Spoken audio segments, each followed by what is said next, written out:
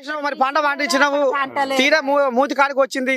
నోటి కాడికి వచ్చిన పంటను మరి ఇప్పుడు ఈ రైతు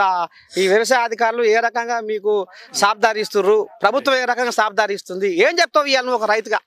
రేవంత్ రెడ్డి ప్రభుత్వం దరిద్రంగా ఉంది అమ్మో హస్త దరిద్రంగా ఉంది అంతేనా ఆడోళ్ళకు 2500 రూపాయలు ఇస్తారని మోసం చేసిండు వాళ్ళకి రోజు లేదు పోసు లేదు రుణమాఫీ చేస్తానంటే అది ఆశ లేదు పాసు లేదు 5 ఎకరాలు ఉండని 10 ఎకరాలు ఉండని 20 ఎకరాలు ఉండని వాడు కేసీఆర్ అడగలేదు ఇంత నీకు రైతు బంధు వేస్తాను ఆడు అందరికి వేసేసిండు సరే నువ్వు 5 ఎకరాలకు వేస్తాను బాగలే ఉంది వెయ్యి అట్టండి వేసేకాడికి వేసినావా ఆడొక్కరికి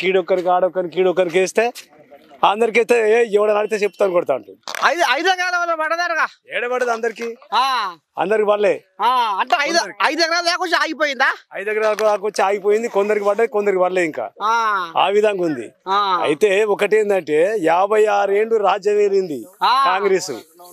ఏమి లేదు అది చేసిన ఉద్దారకం అంతేరా ఇప్పుడు దరిద్రంగా వాడిని తీసుకొచ్చి ఎత్తర పెట్టుకుంటాయి ఓ రామచంద్ర మరి ఇప్పుడు పార్లమెంట్ పండుగ వస్తుంది ఓట్ల పండుగ వానికి వేస్తే చెప్పుతో మనం కొట్టుకోవాలి ఓని పాడైపోగారా పార్లమెంట్ ఎన్నికలకు వానికి వేస్తే మన చెప్పుతో మనం ముఖం మీద కొట్టుకోవాలి ఈ పోరగానికి కడుపులో బాగానే ఉంది పుచ్చడు ఉంది